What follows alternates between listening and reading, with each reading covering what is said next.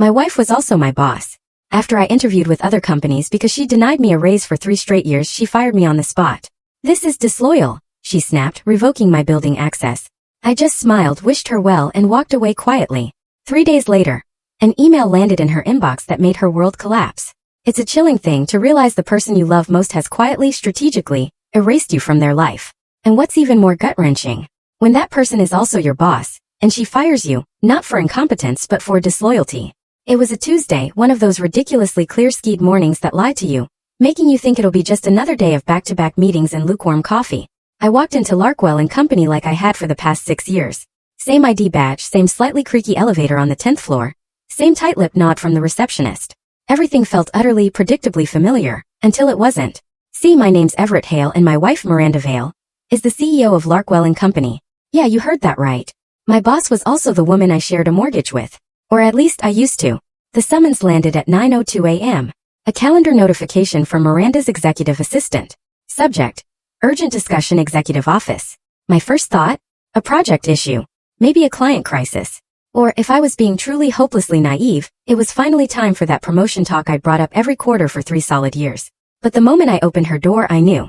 Miranda sat behind her pristine glass desk, wearing a navy blazer with silver trim I hadn't seen before. Like she'd chosen armor for the occasion. She didn't look up at first, just tapped a printed email with a perfectly manicured nail. Her tone was ice over steel. "I consider this disloyal." Disloyal. Not ineffective, not unprofessional, not dishonest. Disloyal. My eyes flicked to the paper. It was an internal memo from another company, Dalton Nexus. The company I'd interviewed with last Thursday. I told Miranda I had a dental appointment, which wasn't a total lie. I did have one, just not at a dentist's office.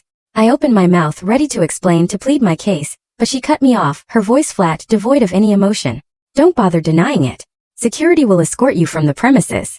You can collect your personal belongings, but your badge and building access are revoked immediately." No raised voice, no fury, just calculated, clinical dismissal. She pushed my badge across the desk like it was evidence in a trial.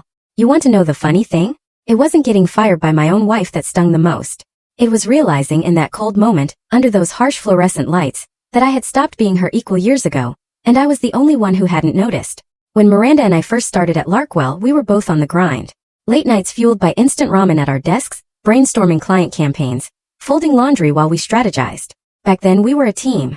We even called ourselves Hale and Vale, like we were our own little agency. God, I loved that version of us. But then things shifted slowly, quietly, like water eroding rock. She rose faster, got noticed by the board earlier, started getting CC'd on emails I wasn't.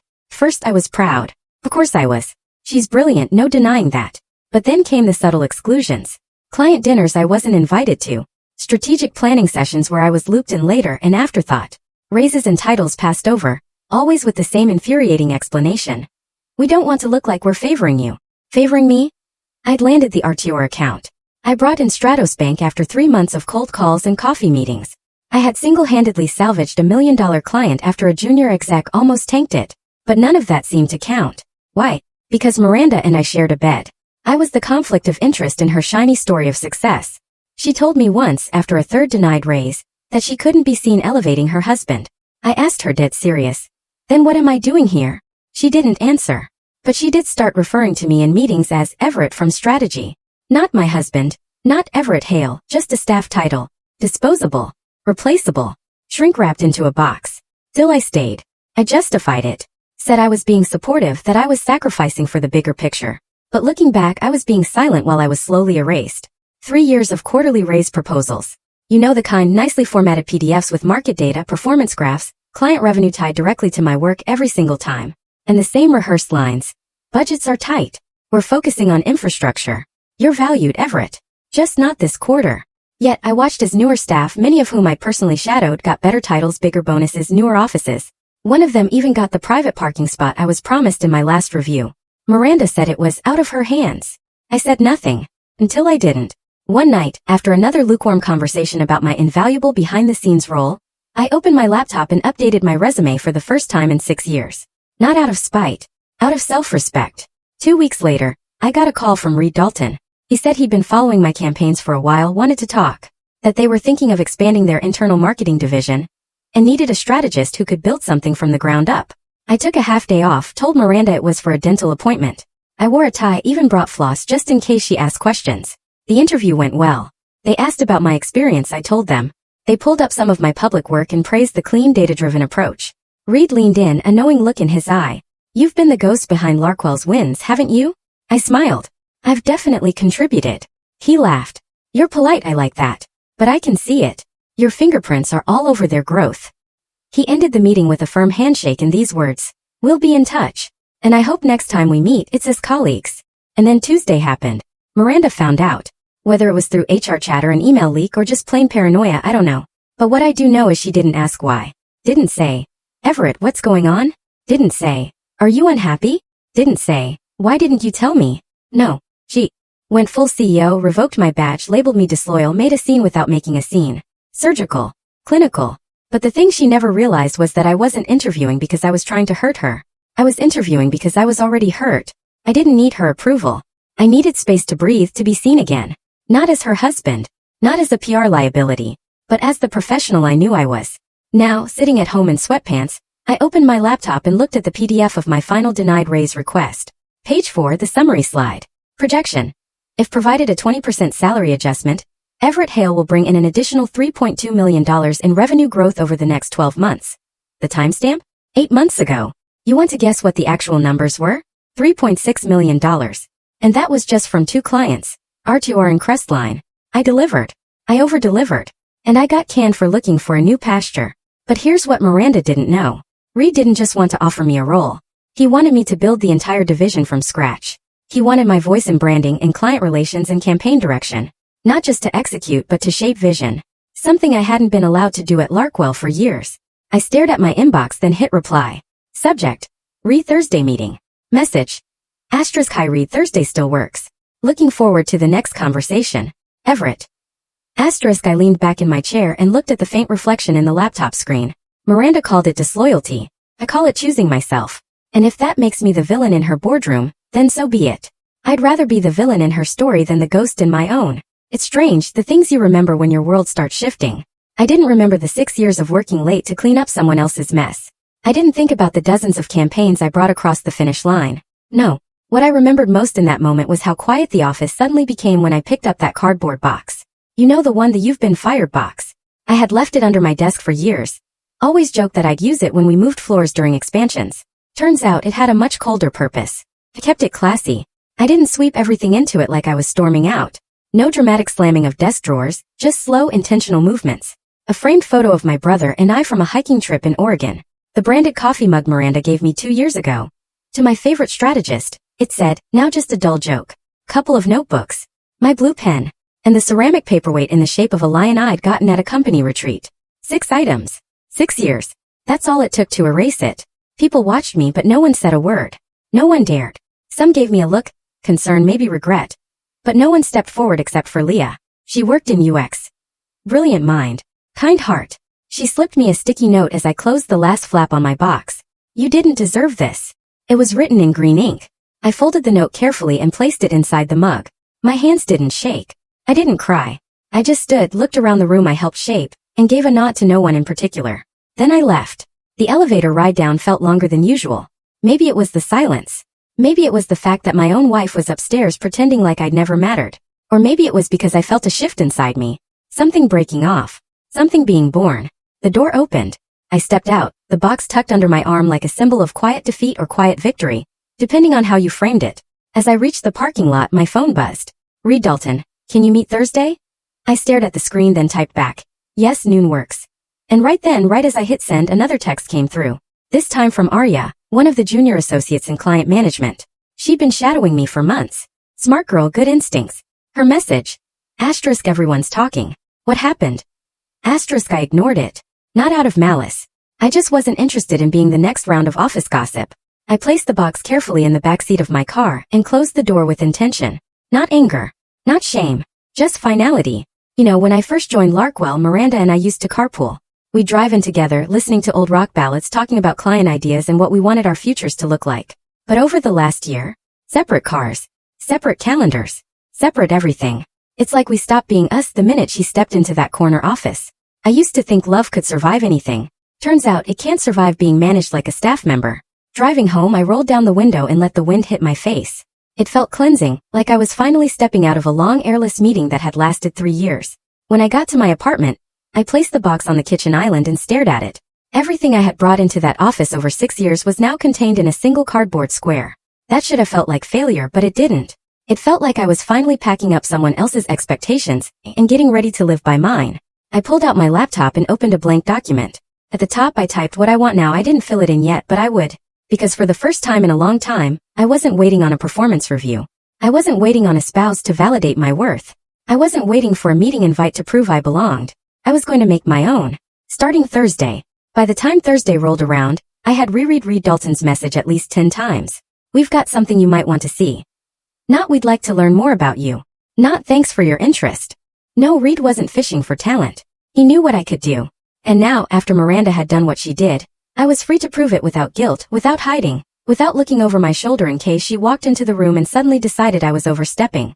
That morning, I pulled my best blazer from the back of my closet. Not the one I wore for office presentations. This one was tailored dark gray, subtle plaid lining. It said, "I don't need your approval. I'm already hired." I shaved. I actually shaved. That's how serious it felt. When I arrived at Dalton Nexus headquarters, I realized this was a whole different league. Larkwell had rented office space on the 6th floor of a dated corporate tower with beige carpets and a view of the alley behind a seafood place. Dalton Nexus? They owned a glass tower with rooftop gardens and an art installation in the lobby that probably cost more than Miranda's Tesla. I checked in at the front desk, got my visitor badge, and was greeted by a sharply dressed woman named Naira, who introduced herself as Reed's executive coordinator. "Mr. Dalton's expecting you, Mr. Hale." Not Everett. Not Miranda's husband. Just Mr. Hale. Felt good. Cleaner. Like I was being given my name back. We took the elevator to the 28th floor. The door opened to a wide open concept space filled with glass, greenery, and people who didn't look like they were just surviving their careers. They looked like they owned them. Reed met me at the entrance of a modest but beautiful office that overlooked the river. "Everett," he said, shaking my hand firmly. "Thanks for coming on short notice. Thanks for having me, and please don't hold the blazer against me. I overdressed." He chuckled. "I respect the commitment." We sat. No pitch deck, no presentation, no resume review. Just two people who had known of each other from across professional lines for years. "I heard about your exit from Larkwell," he said after a moment. I raised an eyebrow. "News travels fast." He nodded. "It wasn't my place to mention it Tuesday, but I knew. In fact, that's part of why I moved this meeting up." I said nothing. Let him talk. "We've been reevaluating our agency partnerships for months. Larkwell's work was strong but inconsistent. And that inconsistency stopped with you." He paused. "The moment you were gone, our account rep changed, and our campaign suffered immediately." "That was quick," I said, a slight edge to my voice. "We have tracking metrics," Reed replied. "We noticed the impact of your absence within 48 hours. He leaned forward then, clasping his hands. "I'll be direct with you. This isn't an interview. It's a job offer." I blinked. He wasn't bluffing. He pulled out a folder, opened it, and slid it across the desk. "Director of Strategic Development. You'd be building and leading our internal marketing team. Total freedom. Budget authority. No handcuffs. Salary packages inside. Take the night to think it over." I looked down. The number staring back at me was nearly double what I made at Larkwell. More than I had ever dared to ask Miranda for, because I knew the conversation would be spun into a moral debate about nepotism. Reed leaned back, letting me absorb it. "It's not charity," he said. "It's market rate for someone with your record. You're not here because you're available. You're here because we've been watching for a while." I swallowed. Not because I was nervous, but because I finally felt seen. Not tolerated. Not tolerated in silence, but wanted. "Can I be honest?" I asked. Reed nodded. "Please." "This," I tapped the paper, "is the first time in 3 years someone looked at my work and called it valuable without making me feel like I was asking for too much." He didn't smile. He didn't nod. He just said, "Then let this be the last time you settle." I took the folder. Didn't sign it then and there. Out of respect, out of professionalism, out of the fact that I wanted to walk into this decision with clarity, not reaction. As I left the building, the sun hit just right. I looked out over the Riverwalk and thought about how Miranda used to call me a dreamer when I wanted to pitch to Dalton Nexus directly. "They're out of our league," she'd said once. No, I was walking into the heart of their operation with an offer to lead. And Miranda? She had no idea what was coming. 3 days. That's how long it took for the ripple to become a wave. On the surface, it looked like a standard business transaction. One marketing contract shifting to another agency. Happens all the time, right? But when the account represents 30% of your annual revenue, it doesn't just sting, it slices. And when that account leaves because the very strategist who built it was escorted out like some liability, well then it's not just a business loss. It's personal. I was sitting at my new desk at Dalton Nexus. Yes, my desk. Full window view, sleek walnut finish, ergonomically designed chair. Not a cubicle, not a hand-me-down station in the corner. This office had a door, and the nameplate outside said, Everett Hale, Director of Strategic Development. It still didn't feel real until 11:02 a.m., when I received a CC on an outgoing client communication. Subject, Transition of Services to Miranda, CEO Larkwell and Company from Reed Dalton, CEO Dalton Nexus CC. Everett Hale, Director of Strategic Development *. Dear Ms. Vale, after thorough internal review and strategic realignment, Dalton Nexus has made the decision to terminate our agency partnership with Larkwell and Company, effective immediately. We are grateful for the work your team has provided over the past several years, and wish you continued success. All marketing assets and live campaign responsibilities will transition to our new internal department, overseen by Mr. Everett Hale. Please arrange the secure transfer of all materials by end of business Friday. Regards, Reed Dalton, CEO Dalton Nexus. I leaned back in my chair and stared at the screen, not because I was shocked, but because the poetic timing of it all landed with the weight of poetic justice. This was Miranda's moment. Her inbox, her boardroom, her weekly executive update. All of it was about to catch fire. And I hadn't lifted a single match. I didn't say a word against her. Didn't beg Dalton Nexus to drop Larkwell. Didn't craft a vindictive memo behind the scenes. All I did was exist. And that was enough. A knock at my door broke my thoughts. It was Tessa, one of my new team members. Bright, sharp, and about 5 steps ahead of most in the room. Everything good? She asked. I smiled. Better than good. Everything's in motion. She gave a nod. I just got looped in on the transition protocol. I'll start pulling the asset list. Appreciate it. When she left, I opened my inbox again, this time to the internal Slack channel. Notifications were buzzing. Quiet messages from people still at Larkwell. From Jared Design. Just saw the news. That's gotta sting over their star. From Leo X. You're in the driver's seat now, aren't you? From Arya Accounts. Miranda's door has been closed all morning. No one's talking. We all know why. The irony was too rich. She fired me for disloyalty. Now she was losing her biggest client because of that decision. What do you call that? Karma? Justice? The boomerang effect? I called it clarity. She didn't just lose a strategist. She lost her credibility. Because you don't throw away your MVP and expect the stadium to stay full. And maybe, just maybe, she was starting to realize that. At 2:16 p.m., I got a text from an unknown number. I didn't need to guess. Miranda, I assume you had something to do with this. No greeting, no grace, just deflection. I stared at it. Thought about responding. Something measured. Something calm.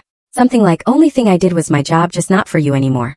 But instead I left her on read. Because nothing speaks louder than silence. By Friday morning I didn't need insider updates. The industry buzz was doing all the talking. Larkwell and Company, once positioned as a rising star in regional brand strategy, was suddenly the subject of subtle side glances and clipped conversations in glass-walled boardrooms. The chatter wasn't loud, but it was relentless. You know, that corporate murmur, the kind that spreads like smoke. No flames in sight, but everyone can smell the burn. And at the center of it all, Miranda, the woman who had once commanded attention like she invented gravity. Now she was struggling to hold the room. I didn't need to hear the exact words. I'd worked there long enough to know how the whispers would sound. They lost Dalton Nexus. That's almost a third of their Q2 pipeline. Who was managing that account? Wait, wasn't it her husband? Yeah, that part was spreading too. Apparently, a few employees, maybe out of guilt, maybe out of spite, had confirmed the details to key clients. And once word got out that Miranda had fired her husband, who was the lead strategist on the Dalton account, 3 days before the partnership was canceled, well, that didn't look like a leadership win. That looked like emotional incompetence. At Dalton Nexus, we weren't celebrating. That's not the culture here. Reed wasn't gloating. My team was just focused, getting the transition done smoothly. No drama, no rubbing salt in the wound. But me? I'd be lying if I said I didn't enjoy the poetic symmetry of it all. Around noon I got a Slack ping from Tessa. FYI, Miranda reached out.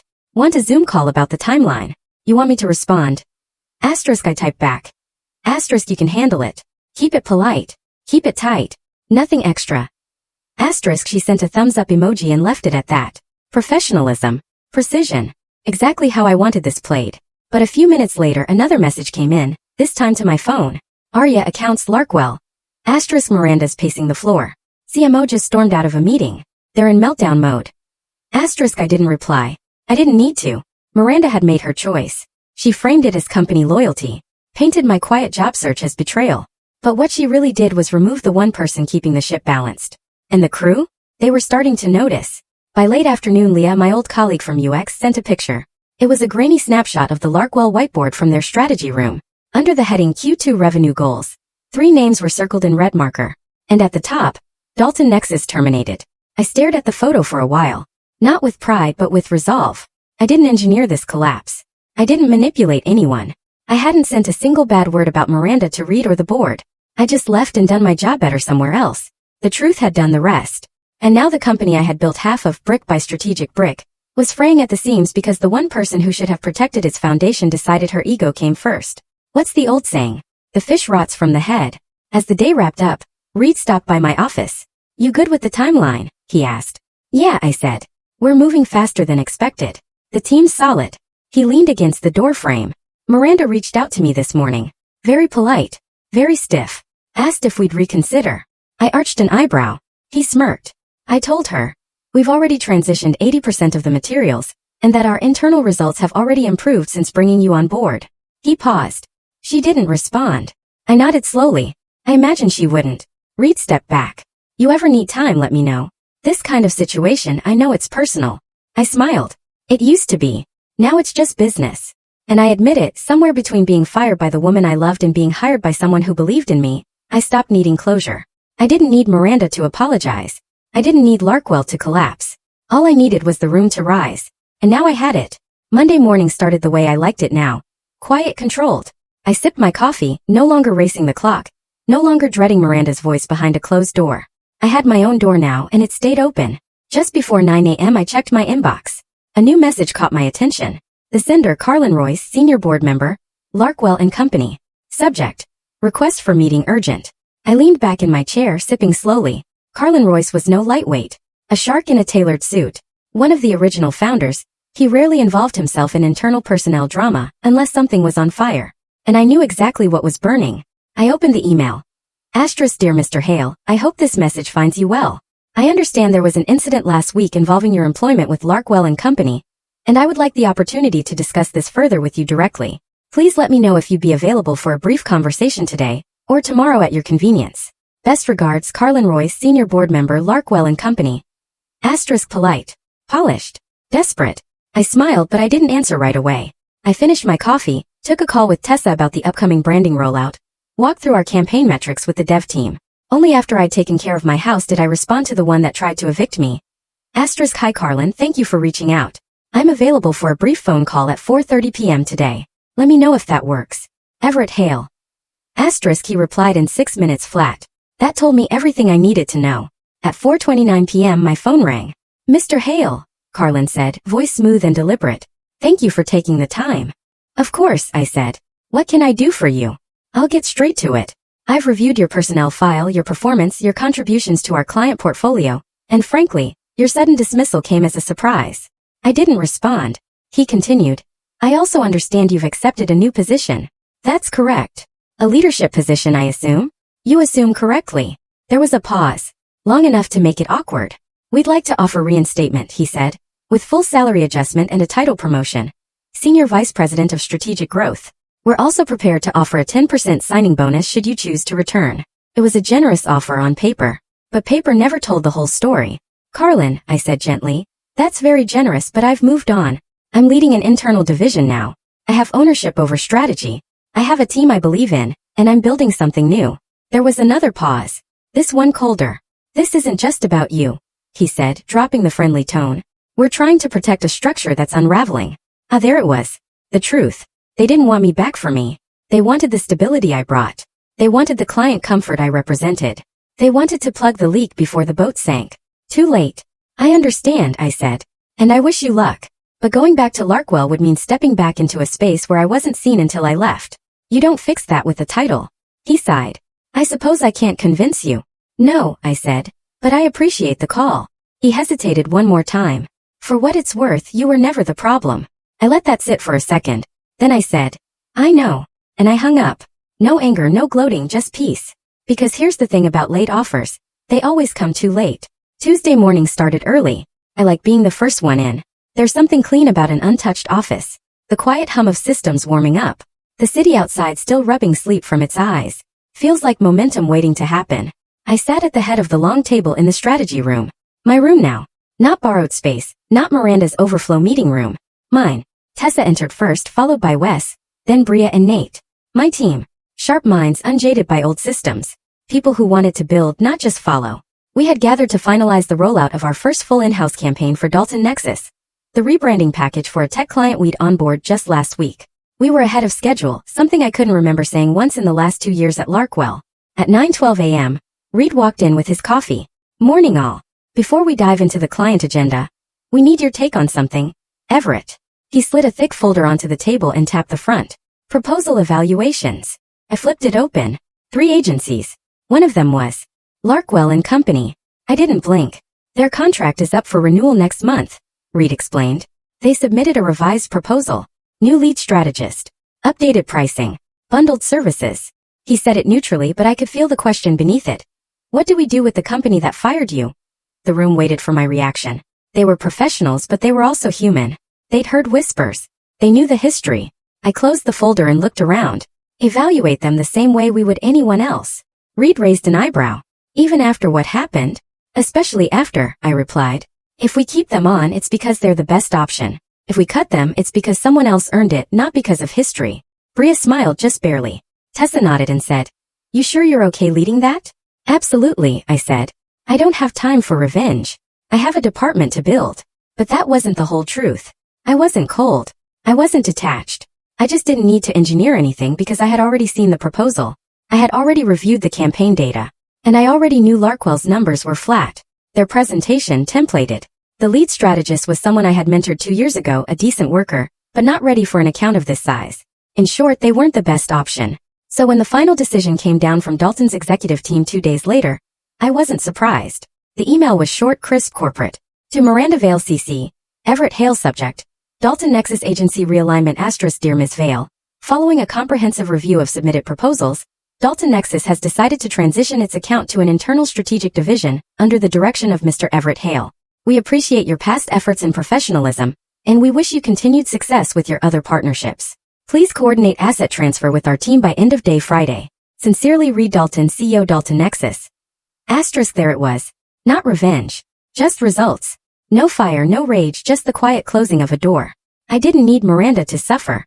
I just needed to succeed, publicly, calmly, with such undeniable precision that silence became the only appropriate response. At 4:47 p.m. I got a Slack from Tessa. * Miranda's assistant replied. She asked if we could extend the deadline. * I replied, Tell her the deadline is firm but wish her well. Then I logged off, went home, poured a glass of wine, and for the first time in years I didn't feel like I had to look over my shoulder. Because I wasn't surviving someone else's system anymore. I was running mine. I didn't respond to Miranda's last message. You remember it, right? I assume you had something to do with this. It sat there on my phone screen like a pebble tossed into a river, pointless, barely making a ripple. I left it unread, not out of spite, but because I didn't owe her an explanation. I didn't need her to know the inner workings of my new life, my new role, my new clarity.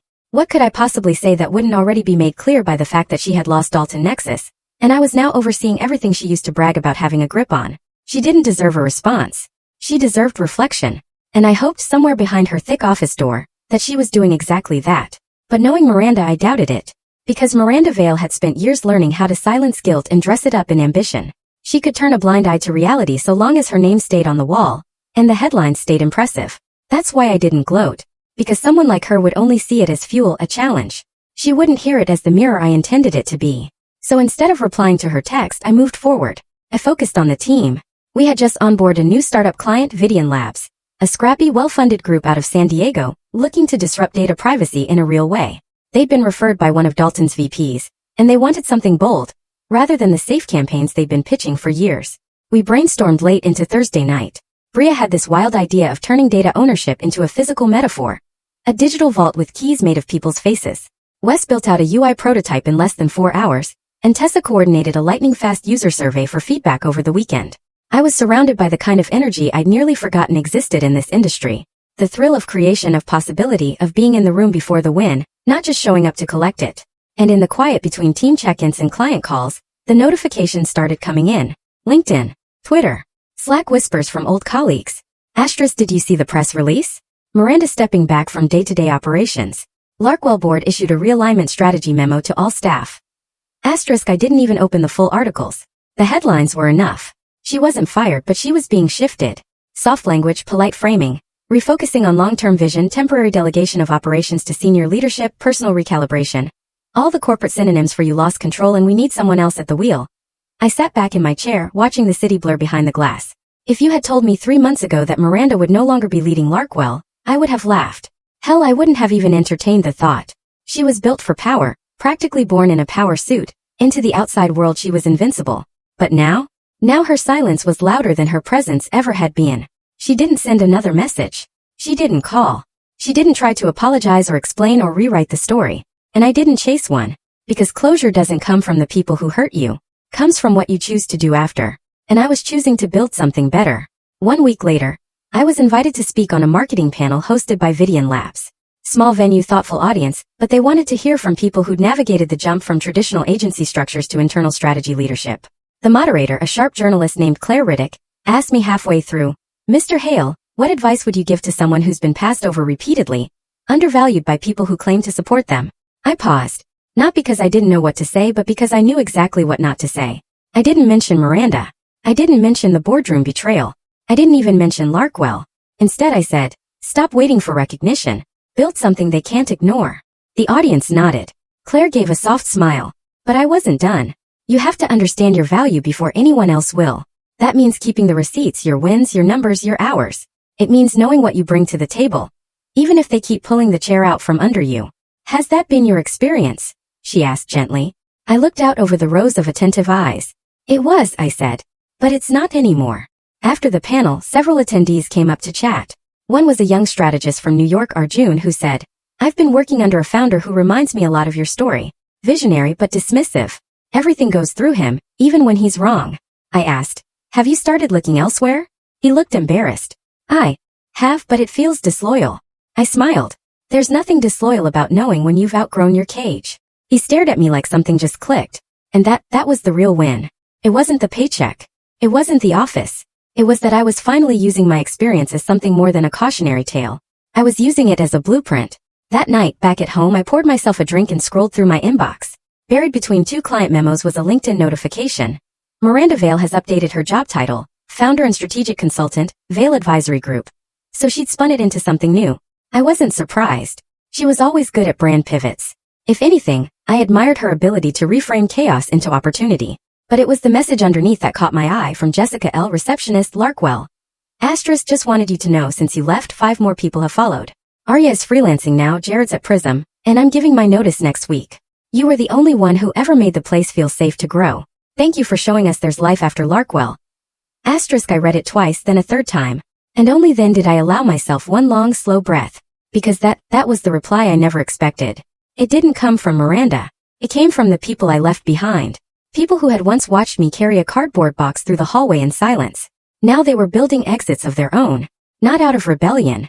Out of realization. Miranda's mistake hadn't just been firing me. Her mistake was believing that my presence was expendable, when in truth it was the glue. And once the glue was gone, things didn't fall apart overnight. But they did fall. Not with drama. Not with sirens, just quietly. Like a foundation crumbling beneath a house with too many floors stacked on ego. And all I had to do was walk away. No revenge plot, no PR scandal, no social media tirade. Just results. That weekend I met Reed and his wife for dinner. Casual place, candlelit tables, no suits in sight. Over appetizers he raised a glass. To peace, he said, and the power of silence. I chuckled. And to knowing when not to reply. He clinked my glass. The greatest strategy of all. And as we ate, laughed, and talked about where the next quarter would take us, I realized something profound. You don't need to shout when you're already being heard. 1 year later, I found myself back at the same hotel ballroom where Miranda and I once attended a regional business leadership gala together. She had worn a sharp black dress with shoulder pads that screamed command. I'd worn the only decent suit I had back then. Too snug in the shoulders but clean. That night, she was called to the stage to accept a Rising Executive Award. I clapped the loudest. I remember leaning over and whispering, "That's my wife," with a stupid proud grin. Funny how time changes everything. Tonight, I was the one walking up to the stage. Same hotel, different name on the invitation. Everett Hale, finalist, Industry Vanguard Award. I stood in front of a sea of tables, executives, marketing veterans, tech disruptors, and polished PR reps. And instead of a tight suit, I wore one that fit perfectly, dark charcoal with subtle lapel piping. No nerves. No weight on my chest. Just breath. Just freedom. I shook the presenter's hand, accepted the plaque, and stepped up to the mic. I hadn't prepared a speech. I didn't need to, because what I had to say wasn't rehearsed. It was lived. Thank you, I began, scanning the room. A year ago, I walked out of a building with a cardboard box in one hand, and the feeling that 6 years of work had been erased in a single breath. There was a small murmur. I smiled. But the truth is, it hadn't. Because you can't erase value. You can ignore it. You can underpay it. You can pretend it doesn't exist to preserve your own narrative. But real value? It doesn't vanish. It just finds a new home. I paused. I found mine at Dalton Nexus. Not because they gave me a title, but because they let me build something. And building something? That's always worth more than protecting something broken. The applause wasn't loud. It wasn't thunderous. It was steady, quiet, like people nodding inside their own stories because they understood. They'd lived some version of it too. After the event, as the crowd thinned and people gathered around dessert trays and exit doors, a woman approached me. Older, silver hair, a dark emerald coat. Elaine Wilcox, former board advisor for Larkwell. We'd met only once briefly during a quarterly review years ago. She extended her hand. Everett, she said with a slight smile.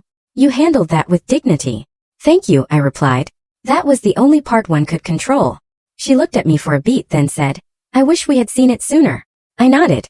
Most people don't see it until it's already walking out the door. She didn't argue, just touched my arm gently and moved along. That night, I returned home to a quiet apartment. Not empty, just peaceful. The kind of quiet that feels like breathing room, not absence. I poured a glass of scotch, sat by the window. The city lights blinked like reminders that life goes on, regardless of who's watching. Then I opened my laptop, typed in Miranda's name. Her profile had changed again. Miranda Vale, independent consultant, board advisor, keynote speaker. She was still in the game, still branded, still visible. But the shine had dulled. No more articles quoting her as the next big thing. No fresh awards. A few panel appearances, sure, but the momentum was gone. Clicked out. Not out of pettiness. Out of finality. And then the message came. 12 months of silence. No calls. No emails. No texts. Until now. Asterisk Miranda. You always said you wanted to build something. I guess I finally see what you meant. Congratulations, Everett. You earned it. I just wish I hadn't had to lose everything to understand.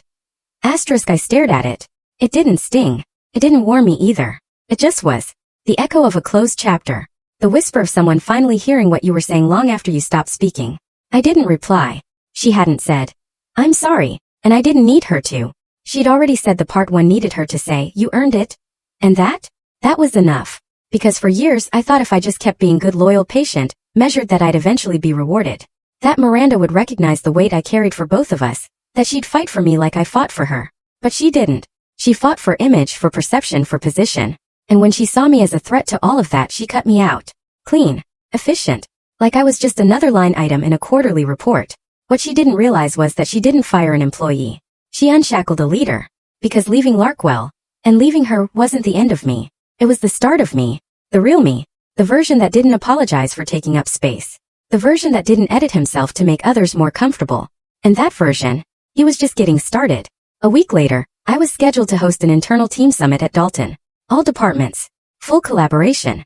Weekend. We called it Vision Week. And at the closing dinner, Tessa raised her glass across the table and said, to Everett, for teaching us that strategy isn't just about where we're going, but about who we become when we get there. The team clinked glasses. And I sat there humbled. Not because they praised me, but because they saw me. Not as Miranda's husband. Not as the guy who used to be behind the curtain. Not as the mistake that got quietly pushed out the door. But as someone who finally walked through the door he built himself. And it all came back to one phrase. The last thing I said to her in that cold office, as she slid my badge across the desk and called me disloyal. I wish you well. Back then it sounded like a farewell. No, now it sounds like a boundary. A line between who I was and who I refused to become again.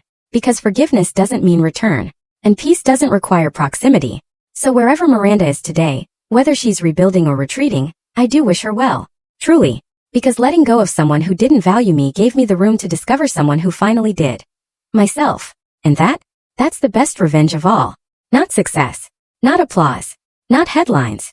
Self-respect, freedom, and the quiet, unshakable power of knowing you never needed them to begin with.